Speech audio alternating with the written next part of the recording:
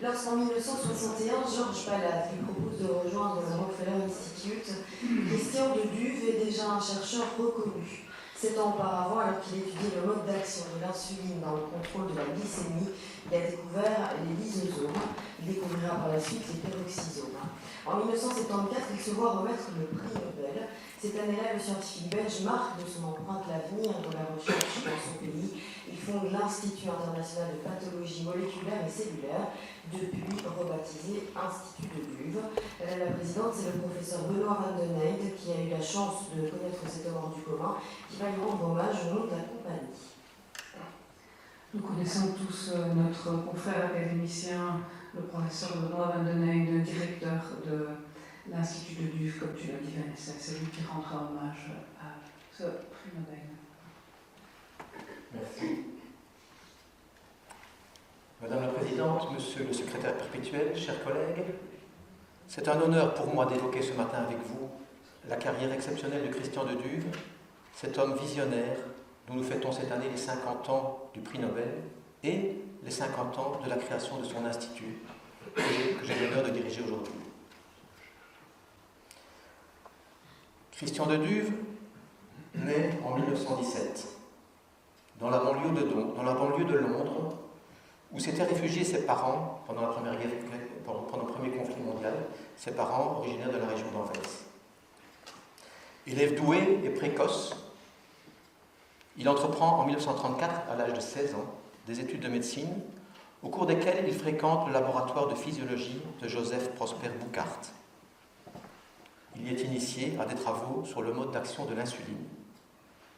Au cours de cette période, il est atteint, comme il le dit, par le virus de la recherche et décidé à tout mettre en œuvre pour faire une carrière qu'il espère brillante de chercheur en biochimie. Ses premiers résultats sur l'effet hypoglycémiant de l'insuline le convainquent que le foie joue un rôle principal dans cet effet de l'insuline, contrairement au dogme en vogue à l'époque qui disait que l'insuline agissait essentiellement sur les tissus périphériques tels que les muscles. Pendant la fin de la guerre, le laboratoire tourne au ralenti et il en profite pour parfaire sa formation en faisant une licence en chimie qu'il obtient en 1946. Et pour son travail de mémoire en chimie, il développe en Belgique, avec Piet de Sommer, futur recteur de la KUL, la purification de la pénicilline, dont on avait grandement besoin à l'époque. Et il fait cela à Genval, dans les locaux et à la demande d'une petite société pharmaceutique débutante appelée RIT, qui allait par la suite devenir le géant des vaccins GlaxoSmithKline.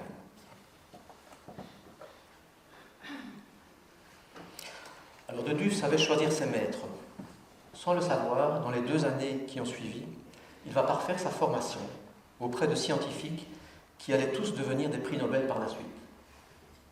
En 1946, il part 18 mois à Stockholm parfaire sa formation dans le laboratoire de Hugo Theorel, le spécialiste de l'étude des enzymes, qui obtiendra lui un prix Nobel en 1955. Alors, de Duve apprend, lors de l'été 1947, qu'il a un poste académique à Leuven qui doit démarrer au printemps 1948. Alors, avant de prendre ce poste et de démarrer son laboratoire, il décide de parfaire encore sa formation et part pour 4 mois aux États-Unis, à Saint-Louis, dans le laboratoire de Carl et Gerty Cori. Alors pourquoi ce laboratoire ? Bien, de Duve était toujours obsédé par les effets de l'insuline sur le foie. Et les Cori étaient célèbres pour avoir démontré que le foie produisait du glucose à partir du glycogène, non pas par une réaction d'hydrolyse, comme ça se fait habituellement, mais par une réaction de phosphorolyse, qui produisait donc du glucose 1-phosphate, transformé ensuite en glucose 6-phosphate par la phosphoglucomutase. Les Cori obtiennent le prix Nobel en 1947 pendant le séjour de Duve dans leur laboratoire, au cours duquel il travaillera étroitement avec Earl Sutherland, qui lui obtiendra le prix Nobel en 1971 pour la découverte de l'AMP cyclique. Alors de Duve se dit, puisque le foie produit du glucose 6-phosphate à partir de glycogène, il se fixe comme objectif, comme premier objectif pour son nouveau laboratoire de biochimie à Leuven, de caractériser l'enzyme suivante, celle qui va transformer le glucose 6-phosphate en glucose à savoir la glucose-6-phosphatase. Il se disait qu'il pourrait peut-être montrer que cette enzyme hépatique est inhibée par l'insuline et démontrer ainsi son hypothèse de l'effet de l'insuline sur le foie. Avant de rentrer en Belgique, il s'arrête à New York, où il visite le Rockefeller Institute et rencontre Albert Claude, qui lui explique sa nouvelle technique de fractionnement cellulaire par centrifugation. Le Duve est très intéressé et il entend bien mettre cette nouvelle technique en œuvre dans son nouveau laboratoire à Leuven. Et il le fera avec succès, avec l'aide de ses collaborateurs de la première heure, Henri Beaufailly, Jacques Berthet, Henri Géry-Hers, et aussi avec l'aide d'Albert Claude lui-même, qui entre-temps était revenu en Belgique pour diriger l'Institut Bordet. Alors la technique de fractionnement consiste à broyer finement les cellules de foie, en l'occurrence il s'agissait ici de foie de rat, de manière à casser les cellules et libérer leur contenu. Dans cet homogénat, les protéines cytoplasmiques resteront en solution, tandis que les protéines associées à des organites subcellulaires, tels que le noyau, les mitochondries ou le réticulum endoplasmique, resteront encapsulées dans ces structures, et on pourra alors les séparer les unes des autres par centrifugation, parce que ces structures ont des tailles et des densités différentes. Alors on fait cela par étapes, comme vous pouvez le voir ici, on fait ça étape par étape avec des vitesses de centrifugation croissantes. On termine à des vitesses très élevées de plus de 100 000 tours par minute dans des ultracentrifugeuses. Et les structures les plus grosses, comme les noyaux, vont sédimenter les premières, vont se retrouver dans le fond du tube, dans les premières étapes de centrifugation à basse vitesse. Et puis les plus légères vont venir plus tard à des plus hautes vitesses, mitochondries, microsomes. Donc on obtient ainsi des fractions qui contiennent donc ces différents organites, dont les microsomes, qui étaient vraiment le sujet d'étude d'Albert Claude, et qui seront, et de Georges Atala, qui montrera par la suite qu'en fait elles correspondent au réticulum endoplasmique. Dans le surnageant restaient les protéines solubles cytoplasmiques. Alors, De Duve et Beaufailly mettent donc au point le test enzymatique de la glucose-6-phosphatase, et ils l'appliquent à ces différentes fractions. Et ils découvrent que, contrairement à ce qui était attendu, cette activité ne se trouve pas en solution dans le cytoplasme, mais bien dans la fraction des microsomes. Donc l'enzyme se trouve dans le réticulum endoplasmique. C'était déjà une découverte importante, mais il y avait autre chose qui va s'avérer bien plus important. De Duve était très rigoureux. Il veillait toujours à vérifier que le fractionnement s'était bien passé en mesurant l'activité d'enzymes dont la localisation était connue, mitochondries, noyaux, et il mesurait aussi en parallèle l'activité d'une autre phosphatase, pour bien la distinguer de la glucose-6-phosphatase, et en l'occurrence, il dosait une enzyme qu'on appelle la phosphatase acide, une enzyme dont on ne savait pas grand-chose à l'époque, si ce n'est qu'elle était active optimalement en milieu acide, contrairement à la glucose-6-phosphatase, donc c'était un contrôle pour la distinguer les unes des autres. Alors arrive un soir de décembre 1949, peu avant Noël, après une longue journée de fractionnement cellulaire, c'était des grosses manips. En fin de journée, Jacques Berthet fait les dosages de différentes enzymes dans les différentes fractions, dans des conditions un petit peu différentes de ce qu'il faisait d'habitude. Et puis il vient près de Duve, il dit à De Duve que voilà, tout a marché, sauf le dosage de la phosphatase acide. Je ne sais pas ce qui se passe, on n'a aucune activité. De Duve lui dit, il est tard, ce n'est rien, mettons tout ça au frigo, on va refaire les dosages, on verra ça plus tard, après le week-end, ou quand on aura le temps. Et quelques jours plus tard, Berthet refait les dosages, et tout était rentré dans l'ordre. On avait à nouveau l'activité attendue de la phosphatase acide. Alors dans une telle situation, la plupart des gens, des chercheurs, auraient été soulagés. Tout est rentré dans l'ordre. Oublions les résultats bizarres qu'on a eus avant le week-end. Et on est parti. Cette enzyme n'était qu'un contrôle, ce n'est pas notre sujet principal. Eh bien, De Duve pas. Et c'est là son génie. Il a dit, nous devons comprendre pourquoi cette enzyme était inactive au début, dans les préparations fraîches, avant le week-end, et elle devient active 5 jours plus tard. Il a appelé ce phénomène la latence de l'enzyme. Et il a réorienté toute son attention vers cette question, au point même d'abandonner ses recherches sur l'insuline. Il est arrivé assez rapidement à la conclusion que si l'enzyme était latente dans les préparations fraîches, c'était parce qu'elle était dans une petite vésicule, entourée d'une membrane, qui était imperméable au substrat de l'enzyme, qui servait à faire le dosage de l'enzyme, en l'occurrence le bêta-glycérophosphate. Et lorsqu'on laissait vieillir la préparation, eh bien, ces vésicules s'abîmaient, la membrane s'altérait et devenait perméable au substrat, et du coup l'activité de l'enzyme était mesurable. Et une preuve de ça était notamment le fait que d'autres moyens d'abîmer la membrane des vésicules, avec des détergents ou avec des congélations, donnaient le même résultat et activaient l'enzyme et levaient la latence. Donc on a l'enzyme qui est dans une vésicule. Il s'agissait alors de déterminer de quelle vésicule ou organique il s'agissait. Le Duve va alors raffiner les techniques de centrifugation différentielle, notamment avec des gradients de densité, pour arriver à la conclusion qu'il ne s'agissait pas d'un des organites connus à l'époque, ce n'était pas les noyaux, les mitochondries ou les microsomes, mais un nouvel organite. Alors il a constaté que d'autres enzymes montraient les mêmes caractéristiques, et que ces enzymes avaient en commun d'être des enzymes dégradatives, hydrolytiques, et d'avoir une activité optimale en milieu acide. Il a donc émis l'hypothèse que ces enzymes étaient hébergées dans des vésicules ayant un rôle digestif, des petits estomacs, des corpuscules lytiques, qu'il a proposé de nommer lysosomes. Avec le même type d'approche, avec l'aide notamment de Henri Beaufailly, il découvre quelques années plus tard les peroxysomes, des organites responsables du métabolisme de l'eau oxygénée, du stress oxydant, et qui jouent aussi un rôle dans la production de bile dans le foie et de myéline dans le cerveau.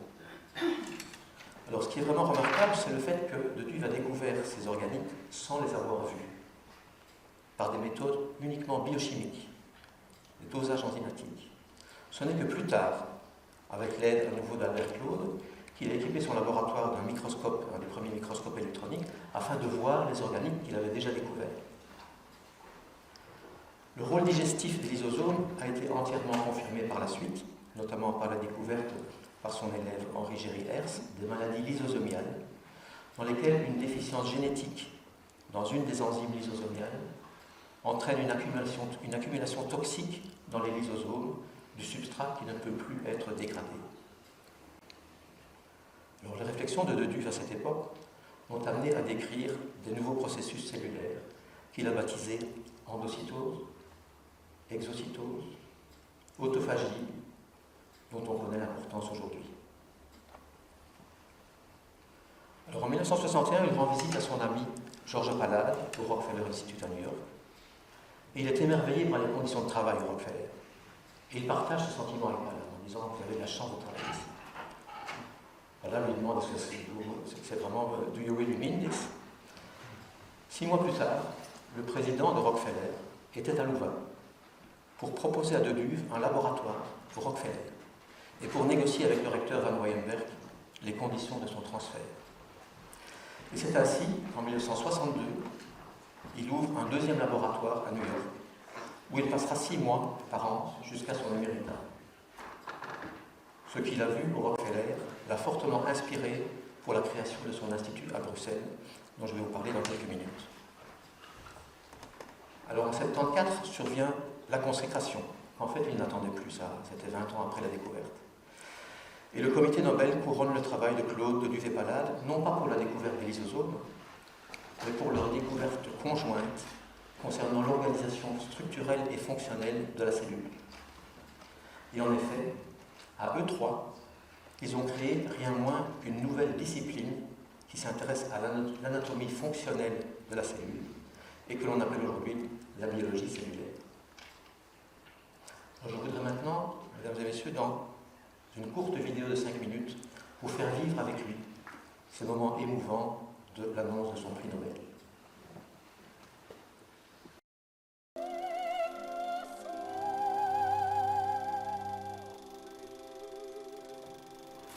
« 11 octobre 1974, j'étais à New York et je dormais paisiblement quand je suis réveillé à 5 heures du matin par le téléphone. Il me dit « Congratulations ». J'étais un peu endormi, je dis « What for? You just got a Nobel Prize ». Cette consécration est le fruit des découvertes fondamentales de Christian de Duve et ses collaborateurs. Elles ont marqué un tournant majeur dans la compréhension du fonctionnement cellulaire. J'ai eu la chance de découvrir ces deux organes de la cellule que j'ai appelés lysosomes et peroxysomes. Comme de petits estomacs à l'intérieur des cellules, les lysosomes digèrent et recyclent les déchets, tandis que les peroxysomes désactivent les molécules toxiques. Ces découvertes ont ouvert la voie à la compréhension d'une 60aine de maladies génétiques rares. Je n'ai pas eu le prix Nobel tout seul. Je l'ai partagé avec Georges Palade et avec un Belge, Albert Claude.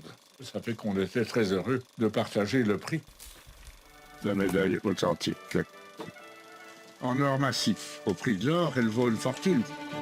Véritable tremplin, ce prix Nobel lui ouvrira de nombreuses portes, donnant vie à son ambitieux projet, la création de l'International Institute of Cellular and Molecular Pathology, ICP, fondé en décembre 1974. À l'occasion des 90 ans de son fondateur, l'Institut a été rebaptisé Institut de Duve. Toujours en phase avec les souhaits de Christian de Duve, la recherche fondamentale que nous menons reste orientée sur les applications médicales. L'Institut compte aujourd'hui 320 personnes, réparties en 31 laboratoires et 7 plateformes technologiques. Plus de 40 nationalités sont représentées et ces chercheurs étudient plus d'une centaine de maladies. Depuis 50 ans, l'excellence demeure indissociable des recherches menées à l'Institut de Duve. En témoigne la longue liste de distinctions et reconnaissances obtenues par ces chercheurs, ainsi que les nombreuses publications dans les revues scientifiques de référence. Je suis très fier de travailler aux côtés de chercheurs de renommée mondiale qui partagent leurs connaissances avec de jeunes talents prometteurs, qui sont venus se former parmi les meilleurs et s'enrichir de nos nombreuses collaborations internationales. L'Institut est un véritable carrefour scientifique où l'innovation façonne la santé de demain. En 5 décennies, beaucoup de découvertes marquantes ont vu le jour à l'Institut de Duve et ont permis de faire progresser la médecine et la science. Dans les cancers, notre découverte des antigènes tumoraux a ouvert la voie à l'immunothérapie qui soigne aujourd'hui des millions de personnes. À l'origine d'une 60aine de maladies génétiques rares, la découverte des lysosomes a permis d'en comprendre certains dysfonctionnements et d'amener des diagnostics prénataux ainsi que des thérapies. Causant de graves troubles de développement du cerveau chez de jeunes enfants, nous avons identifié une déficience particulière dans le métabolisme des purines. Pour déjouer la capacité des cellules cancéreuses à résister à notre système immunitaire, nous avons identifié plusieurs mécanismes à l'origine de cette résistance. Des médicaments pour les bloquer sont actuellement en phase de test clinique. Dans des malformations vasculaires, telles que certaines taches de naissance, la découverte de plusieurs mutations génétiques a permis d'en comprendre la cause et même d'identifier des traitements couramment utilisés de nos jours. En hématologie, nous avons découvert la cause de cancers chroniques du sang qui peuvent mener à des leucémies aiguës graves. Sur cette base, de nombreux traitements sont en développement. Nous avons découvert que certains diabètes sont provoqués par l'inactivation d'une protéine agissant sur le développement du pancréas et du foie. Pour combattre la résistance des bactéries aux antibiotiques, la découverte de l'action de 2 protéines sur l'enveloppe de ces bactéries ouvre la voie au développement de nouveaux médicaments. En lien avec l'endométriose, nous avons compris le rôle de certaines enzymes dans la destruction de l'endomètre. C'est une maladie qui touche une femme sur 10. Cette énumération impressionnante est loin d'être exhaustive. Chaque découverte est un pas de plus vers un avenir où la maladie est vaincue, où la compréhension remplace l'ignorance. Ces 50 années de découverte et d'innovation n'auraient pas été possibles sans le soutien inestimable de l'UC Louvain, de nos partenaires et de nos mécènes. Chaque don, chaque legs, chaque partenariat nous permet de continuer à travailler avec les meilleurs et de progresser avec les indispensables outils de pointe. Un tout grand merci à nos généreux donateurs. La recherche a besoin de vous, afin de mieux comprendre pour mieux guérir.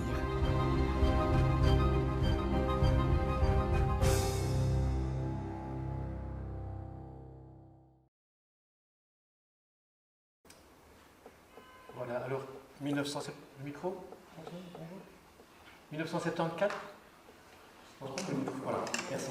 1974, c'est aussi l'année au cours de laquelle Christian de Duve a fondé l'Institut, qui s'appelait au début l'Institut international de pathologie cellulaire et moléculaire, ICP, qui s'appelle aujourd'hui Institut de Duve. Alors, cette coïncidence de date est évidemment purement fortuite, puisque bien sûr on ne choisit pas le moment où on obtient un prix Nobel. En fait, de Duve travaillait à son projet de nouvel institut depuis une dizaine d'années déjà. Et il était captivé par ce qu'il appelait la révolution biologique, qui qui s'est produite au milieu du XXe siècle, avec des découvertes essentielles telles que la structure de l'ADN, qui a permis de comprendre l'hérédité, le code génétique, qui a permis de comprendre comment l'ADN codait pour les protéines, le fonctionnement des cellules et bien d'autres encore. Et il était frappé de constater que ces nouveautés demeuraient confinées au domaine de la biologie et n'avaient pas encore vraiment percolé vers la recherche médicale. En recherche médicale, en caricaturant à peine, on en était encore à étudier les organes, comparer les organes malades et les organes sains, alors que Deduve était convaincu que pour progresser dans la compréhension des maladies, la recherche médicale devait plutôt se pencher sur le fonctionnement des cellules qui sont à l'intérieur de ces organes, et même étudier les molécules qui sont à l'intérieur des cellules, l'ADN, l'ARN, les protéines. Donc s'intéresser à ce qu'il appelait la pathologie cellulaire et moléculaire. Alors il y avait deux obstacles pour ça.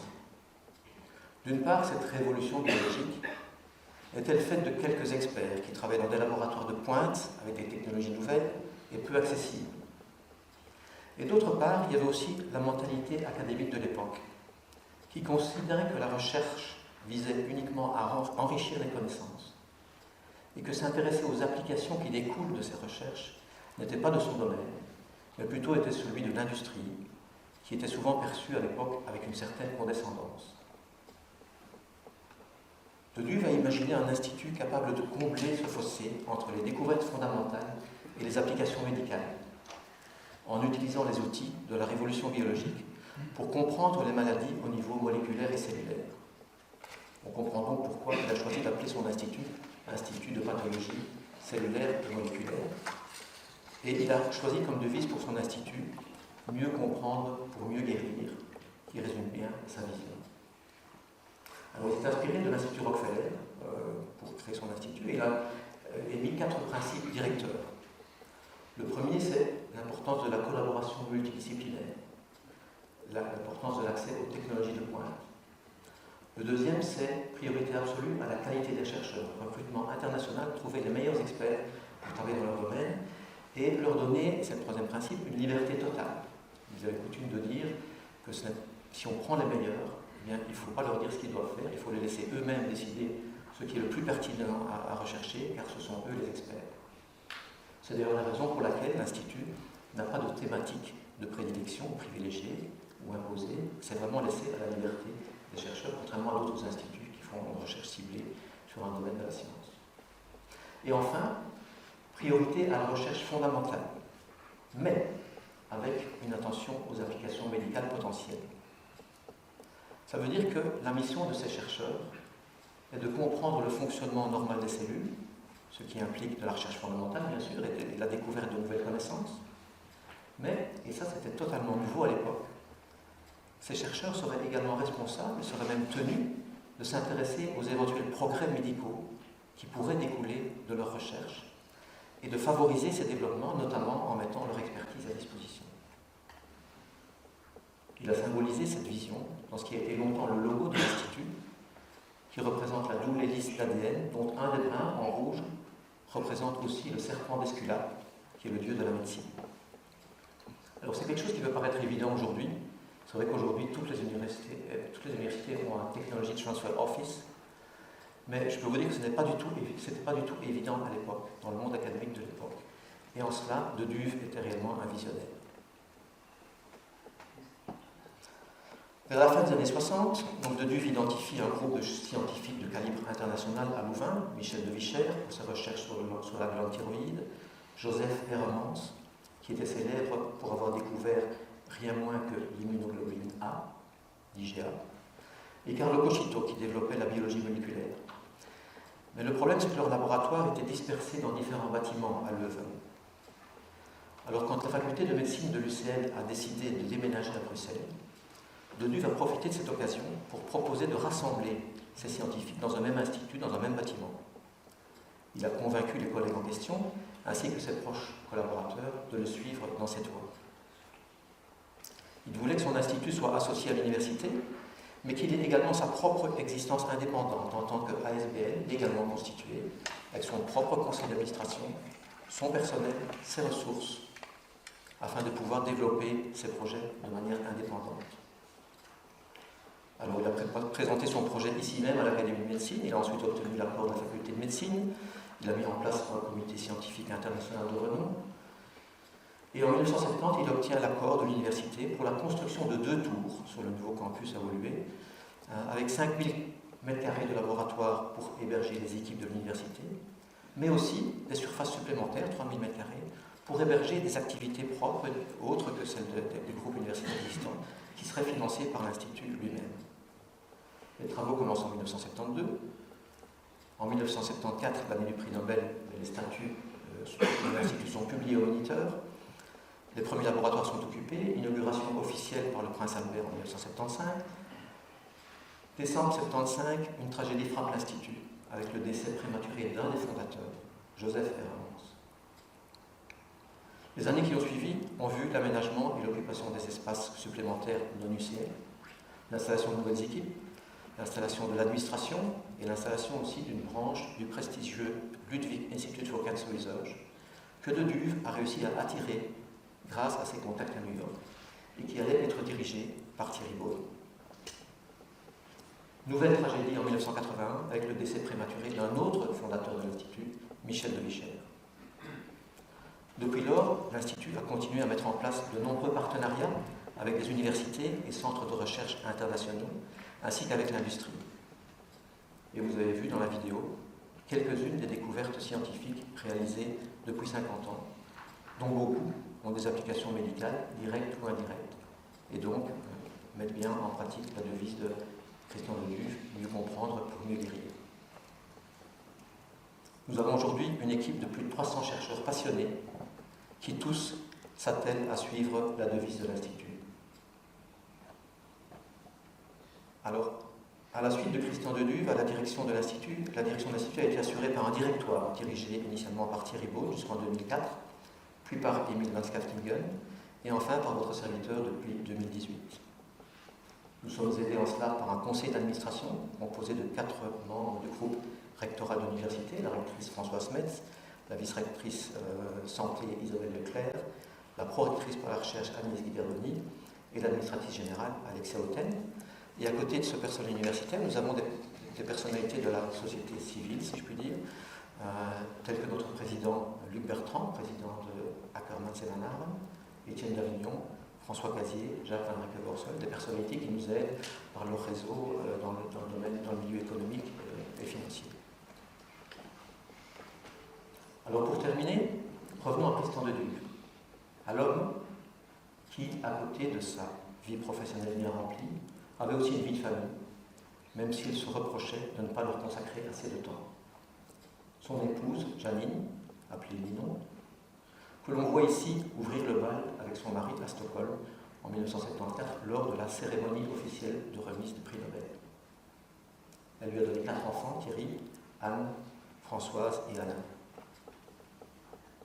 Alors de Duve avait aussi de réels talents d'écrivain, qu'il a exploité après son éméritat, d'abord dans des ouvrages de vulgarisation scientifique, tels que La visite d'idées de la salut vivante, puis progressivement dans des ouvrages scientifiques, assez pointus, dans lesquels il faisait part de ses réflexions originales sur l'origine de la vie, ce qui l'a notamment amené à prendre une position diamétralement opposée à celle de Jacques Monod, pour qui l'apparition de la vie sur Terre était un extraordinaire coup de hasard, qui n'avait aucune chance de se reproduire ailleurs. Au contraire, de Duve estimait que bien sûr le hasard jouait un rôle déterminant dans l'évolution, mais ce hasard était compensé par la durée de temps énorme pendant laquelle la sélection de la vie des organismes vivants pouvait opérer.